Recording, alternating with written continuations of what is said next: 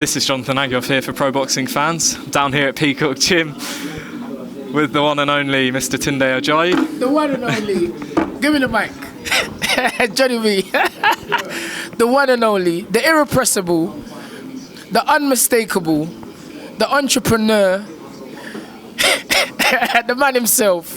Dream it, believe it, become it. Tunde Ajayi. You know the set. Pro Boxing Fans, how you doing, my man?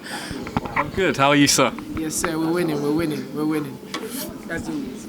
Okay, it's been a while since I've caught up with you. Yes. Let's start with Anthony Yarde. AY. Anthony Yarde. Now, when I last came down here, we were talking about possible return in December. Yes. Is that now going to be in the new year? Oh yeah, 100%. It was a team decision. For me, I didn't really want Annie to fight this year as well. We've had such a great year, tremendous year. Global ambassador for Adidas, fighting for a world title, going to Russia. Competing on a world stage. It's been a great year, and I feel that there's not really, sometimes, I think it's the poker players. They know when it's time to enjoy the winnings and come back again. So, yeah, we're scheduled to fight in February now. So, we had a great year, and I'm happy about that. So February is the return date. Now, looking at sort of the rankings, Anthony still has a very high ranking with the WBO. We'll get on to Canelo Alvarez very soon, but if he was to vacate that title, perhaps head down, I'll ask you your thoughts on him in a moment, but is that sort of the world title shot you'd want to get straight back into, perhaps the WBO shot? You've got others like Bertabiev, Bivol, so many names. Is that the type of thing you're looking at? Well, the main thing is about the journey. I've always said it's not a kamikaze, it's a career.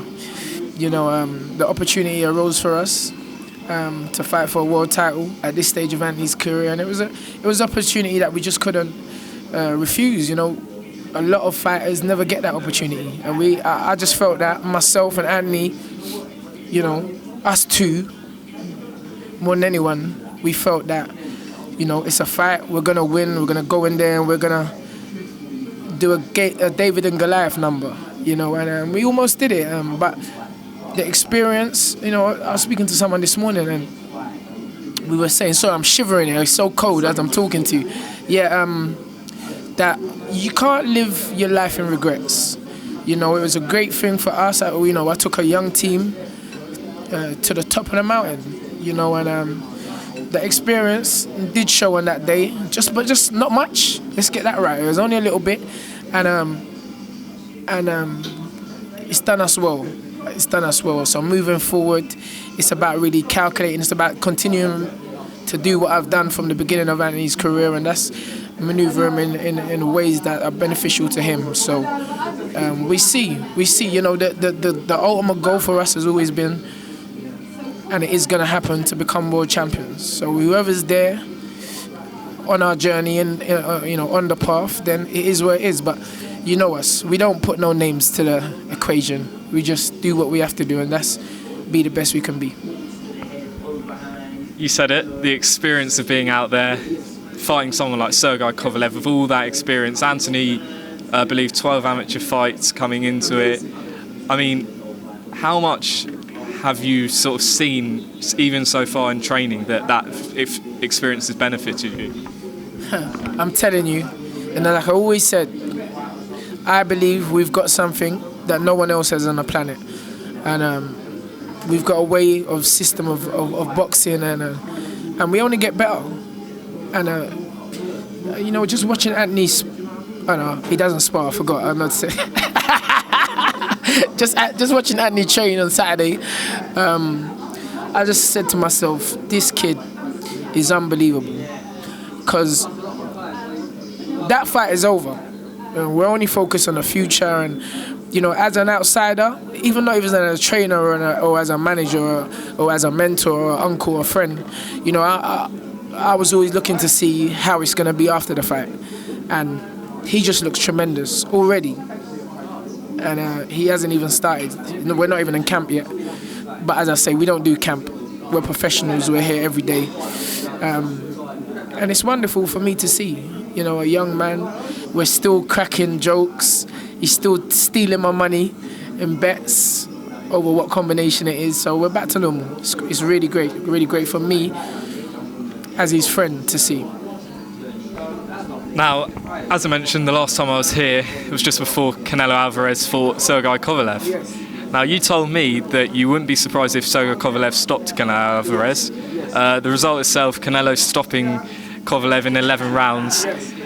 Talk to me about that fight. Did it go as you sort of expected, and how good did Canelo Alvarez show that he is? Well, I made those predictions before we got tricked. We got tricked. I was telling everybody, even on our show, The Fight Is Right. If you don't know about The Fight Is Right, tune in, subscribe to Stamina for Sale on YouTube.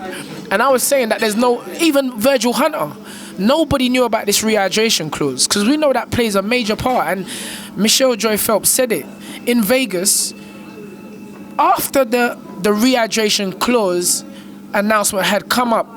The whole pendulum shifted from Kovalev to Canelo, because people thought there wasn't a rehydration clause. They didn't let nobody know. But all the bettings changed in Vegas. It all changed, and it's obvious. You were dealing with a guy who's just 10 weeks short or 8 weeks or something like that, short of just come out of a tough battle with a young lion. And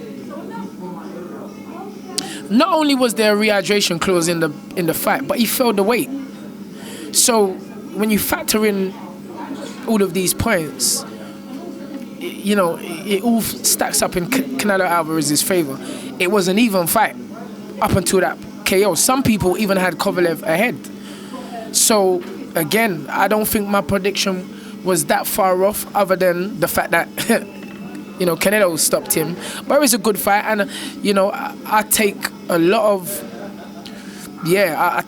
from that fight, because I see how Canelo performed against Kovalev, and I see how Anthony performed against Kovalev. And again, for someone with so little experience to do what Anthony did, the future's bright. You said you take some stuff from seeing that performance. What specifically did you sort of notice, or that you might implement for future training camps? You're always in camp. But... Yeah. I mean, it's not nothing that we would implement. I told everybody, we ain't changing nothing. I don't know, and we ain't gonna change. I mean, what it showed me is that, I've said it over and over again, you can't buy experience, and you can't be afraid of a challenge. But it is plain and simple to see that Canelo Alvarez has had 40, 50 fights, something like that. Kovalev, 200, 300 amateur fights, 16, 17 world title defenses. These guys have got a lot of experience over us, but we have knowledge, and I just feel that this fight showed me more than anything that we're definitely on the right course, and we just need to keep on being ourselves, keep on doing what we're doing. And he just needs to keep on training the way he's training. I need to keep on being studious and meticulous in my planning, and I just feel that it's only going to go one way, and that's AY becoming a world champion. I mean, Kovalev said it himself in the ring, I believe, that he would become a world champion. What do you believe happens to Sergey Kovalev now? He's lost to Canelo. Do you believe he comes back from this, fights for maybe another world title? Where do you see his career go? Well, it's hard to say. I mean, he's openly said it. He had to put his family first. That was his biggest payday, and that's why he took the fight, regardless if he was ready or not. He said he actually went into the fight knowing that he wasn't going to win. Now, that's kind of taken... He shouldn't have said that, in my opinion. You've kind of spoiled your legacy, because I will never go in a fight knowing I'm losing, or thinking I'm losing, let alone knowing I'm losing. The thought doesn't come into my head, but he's kind of...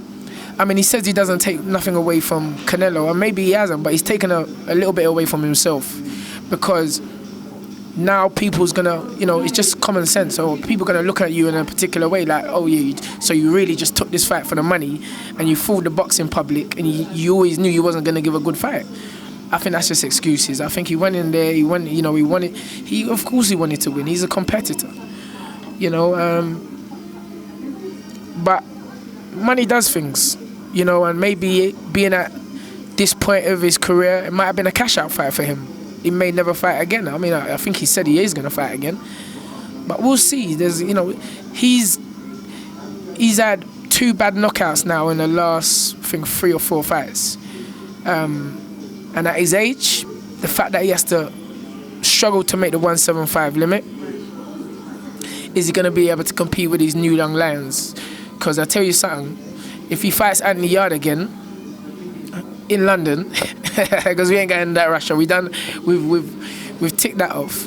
It'll be a whole different fight, So let's see where Kovalev's career. He can bow out. He's had a great career.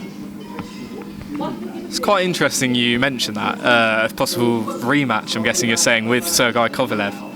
So that must be something that you'd relish. I know Anthony's a big Arsenal fan. Would you want that at the Emirates Stadium, perhaps? It's 100%. We will take that fight. But I mean, listen, man, Anthony's a boss. I am the boss, but Anthony's the boss as well. And it's Anthony. I always told Anthony, and I don't really need to tell him, but inevitably, he's only got one career.